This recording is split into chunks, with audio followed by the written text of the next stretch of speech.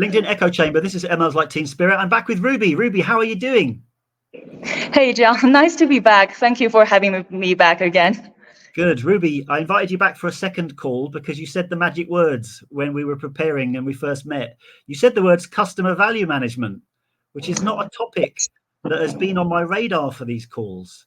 So when we prepared, you were telling me about how CRM is kind of evolving into the customer value space, and it's such a high interest topic for marketers.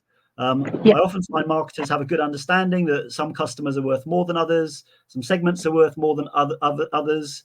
So the management of the customers is or the value of customers is sort of known, but then how it all relates to the marketing bits is a bit yeah, harder to work on, understand, and execute.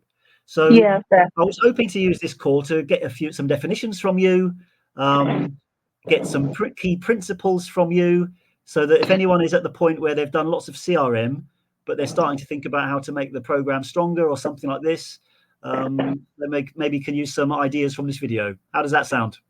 that sounds great. And yeah, CRM and also data measurement is such a passion point for me. So yeah, really glad you raised the topic. Yeah, very excited for the next 10, 15 minutes. Good. We're going to have a great call. Let's get down to the definitions then, Ruby, because lots of folk will be like, hey, isn't this the same thing? But you explain it a bit differently. So define these two things for me and, the differences between them. Yeah, so I think everyone knows that CRM is customer relationship management. I think the concept I want to introduce is CVM, which is customer value management. It's a for me, it's an evolution for CRM. I think for me, it's really interesting. The primary goal for CRM is always around managing customers' value and to grow customers' value throughout a longer time. But I think the challenge previously is around we don't really have the data or the capability to measure customer value. Then I think people tend to stick to the relationship management because relationship is a quite fluffy word and it's very vague as well. You can define relationship in whichever way, but kind of derailed from the primary goal of CRM.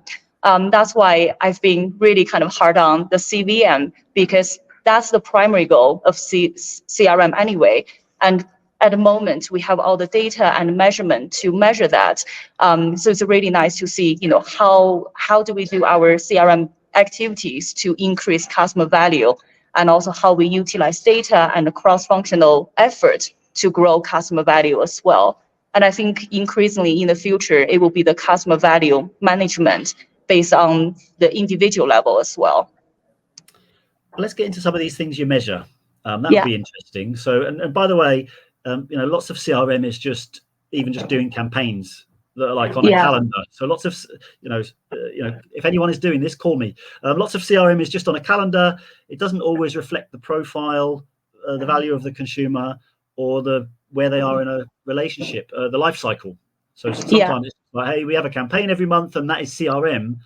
yeah. I suppose you're making the argument that it's not.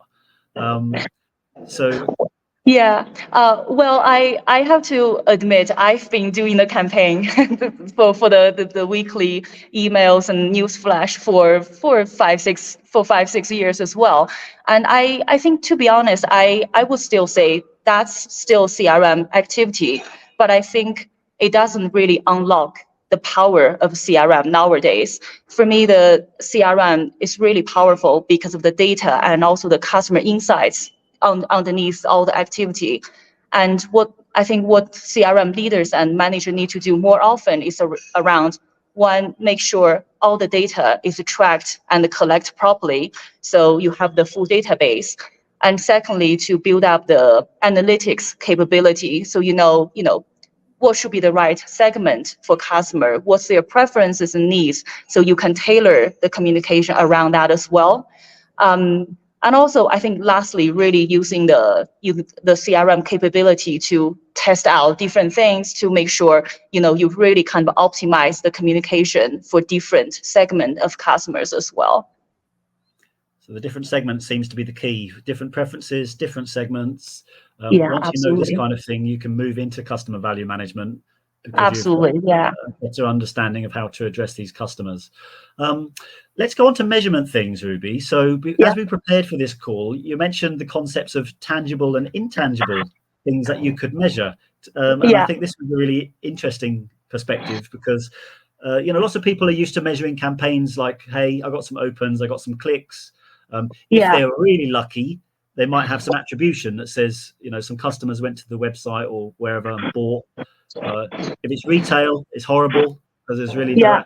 the attribution gets worse. But do some definitions on this tangible versus intangible and how you can use that to understand value more. Yeah, absolutely. So I think all the measurement you refer to is I'll call that tangible KPIs, and they are still very important as well.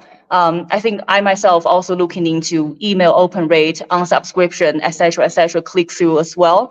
I think probably one tip just on that one is around it's important for CRM leaders and managers to translate those measurements back to the business targets. So for example, how many email open will lead into a incremental revenue increasing revenue growth, for example. So I think by doing that, it's really kind of connecting the CRM activity back to the actual business financial target as well. So that's around tangible KPI, which you're able to track and measure. I think around intangible is a really interesting one. I think, for example, whether the customer will share nice reviews about your brand, whether they will recommend the brand to others, etc., etc. So those are for me they are quite difficult to measure head on, to be honest, but still it's a really interesting way to see how you turn the customer into the brand advocates to promote your brands going forward as well. So for example, one thing we did with KFC is around when customer receive their rewards through CRM activities and loyalty program, they can share the rewards with other friends. So we kind of measure the number of shares as a sort of how engaging customers are with our program. So so that's one tactic we did to measure this kind of a recommendation and engagement. Love it. So in terms of sort of proving that you're creating value, there's this sort of like immediate measurements of things like the tangible, the intangible. What are like other KPIs that you would be using or types of measurements to look at your whole base of consumers? Like how would you look at this?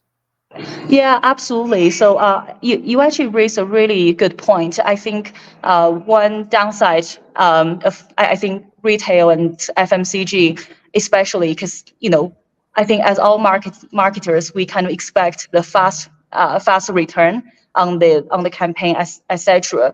But when it comes to CRM, it's really around the longer term impact of the customer behavior change. And by longer time, I'm talking about kind of 3 to 6 months at least. So usually the measurement I will use is around behavioral KPIs. So ATV, which is average transaction value, and also ATF, average transaction frequency. Basically, within this 6 months or 1 year, how many times customer come back and how much money they spend per visit. So those are the behavior change, which are really, really important for CRM as well. And Ruby, you've set my mind racing with the shared rewards at KFC. Yeah. Was it possible to share the reward with a non-member or non-customer? So could this be an acquisition piece where you could say, hey, Ruby, you don't go to KFC. I'm sending you £5 reward. You have to download the app, but then you can come into the store and enjoy it. Was this a part of it? Yeah, absolutely. So the rewards sharing really kind of play a dual role. It's around engaging the existing customer and also acquisition as well. I think the reality is when customer using the app and share the rewards, they have no idea whether their friends are KFC members or not. So they just share to whoever. So it really depends on if the customer are not existing member, they need to download and also register with KFC in order to use that reward. So yes, it's really fun, and also for customer, sharing rewards with your family, friends, is such a fun way to engage with the app as well. So yeah, that's kind of the rationale behind this mechanic. Well, Ruby, I'm actually a bit disappointed. I thought I just had a great idea. I was about to, after this call, I was going to email like the CEO of KFC and say, hey, man, this should be an acquisition strategy for your app signups. But it sounds like you were way ahead of me. It can be a really nice communication campaign, because just asking people to share to drive the acquisition, that's always a nice angle to persuade CEOs to get on board as well. Last point, Ruby. Thank you for that. Last point. So you kind of started this call moving into like, you need lots of analytics, you need lots of data. You used the word cross-functional earlier. Yeah. So can you just give a bit of an overview, either at KFC, you worked at Costa before, like talk us through just sort of the type of interactions you would have with those teams. It would be interesting to know, like, how many people does it take to bring together to like run a CVM in your mind? Like how just in your work experience. So like, who do you need? Too many. How many people were there? Too many. Yeah, right. Yeah, sometimes too many. That's such a great point, John. I think for me, the power of a modern CRM or CVM is around using technology and data to, personalize customer segmentation and also grow the incrementals. And in order to do that, I think everyone knows is CRM usually sitting with a marketing team. But nowadays, in order to do CRM activities, you need technology support to build up the tech stack. You need data team to make sure the right data is tracked and analyzed. And you probably need to talk with, for example, operation team and also customer service to get some insights as well. Also, you definitely need to talk with your marketing peers to make sure all the marketing communication is consistent and aligned.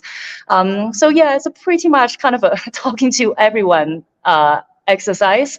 My experience with KFC is especially like I actually met literally all the representatives from every single function, from finance to legal, throughout my days doing CRM activity.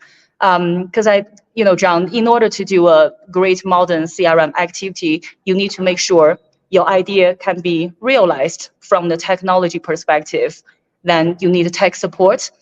And in order to get insights and also analyze the data, you need to engage with a data team to make sure they understand what you're doing and they give you the right answer so you can optimize.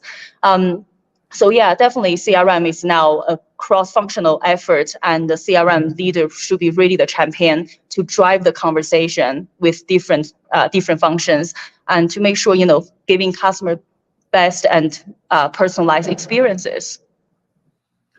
Ruby, for once, I'm speechless. I have nothing more to add to that summary. So, working with your data guys so that you know what you're trying to do and with whom, and working with your tech people so you can deliver your strategy. It's amazing. Ruby, look, thanks for the overview of customer value management. Thank you for the support, Ruby. Thank you for joining us from Honeymoon. Ladies and gents, this has been ML's Like Team Spirit.